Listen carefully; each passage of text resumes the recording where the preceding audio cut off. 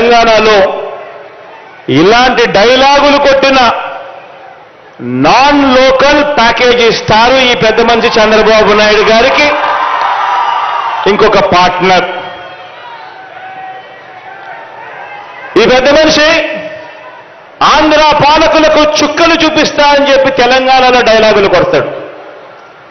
ఆంధ్ర పాలకులకు ఈ పెద్ద మనిషి చుక్కలు చూపిస్తాను అని చెప్పి తెలంగాణలో డైలాగులు కొడతాడు.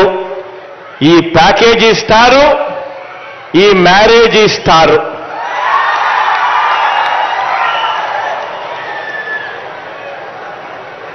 ఈ పెద్ద మనిషి పరిస్థితి, ఈ దత్తపుత్రుడి పరిస్థితి అక్కడ ఎలా ఉంది అంటే,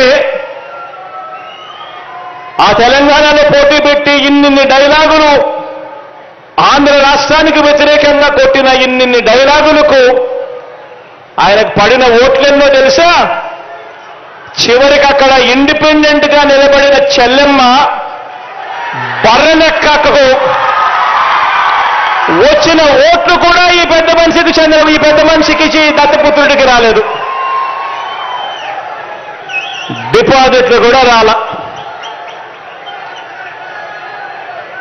ఈ పెద్ద మనిషికి ఇతనికి మన రాష్ట్రంలో చంద్రబాబు నాయుడు గారి ప్రయోజక వర్గం ఉంది తప్ప ఆంధ్ర రాష్ట్రం మీద ప్రేమే లేదు.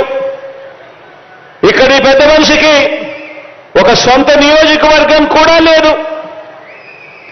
వీరిద్దరూ కలిసి 2014 నుంచి 2019 మధ్య వీరిద్దరూ కలిసి ఎన్నికల్లోకి కలిసి వచ్చారు. కలిసి వచ్చి 2014 నుంచి 2019 మధ్య ఈ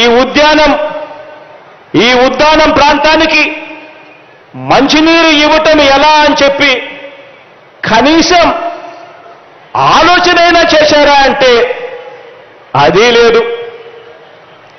2014 నుంచి 2019 వీరిద్దరూ కలిసి పోటీ చేసి కనీసం ఉద్యానం ప్రాంతం ఇంత దారుణంగా ఉంది, ఇక్కడ kidney research hospital, super speciality hospital ఇక్కడ నిర్మిస్తే ఇక్కడ ప్రజలకు మంచి జరుగుతుంది అని చెప్పి నిర్మించారా అని అంటే అది కూడా లేదు. వీళ్ళు బాబు అధికారంలో ఉండగా ఉత్తరాంధ్రకు చేసిన మంచి లేదు. ప్రతిపక్షంలో ఉండి కూడా వారు ఉత్తరాంధ్రకు చేయని ద్రోహం కూడా లేదు. రాష్ట్రంలో అతిపెద్ద నగరమైన విశాఖను పరిపాలనా రాజధానిగా చేస్తాము అని మీ బిడ్డ అంటే ప్రతిపక్షంలో ఉండి కూడా అడ్డుకుంటున్న దుర్మార్గం వీళ్ళిద్దరిది. ఇక్కడే ఉత్తరాంధ్రలో మీ బిడ్డ ఒక బిల్డింగ్ కట్టినా వీళ్ళు ఏడుస్తారు.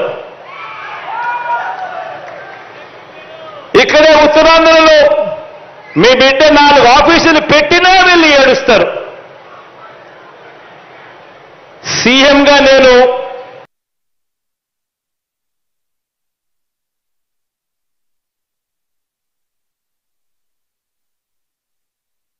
రావు, ఓ దత్తపుత్రుడు, ఓ రాధాకృష్ణ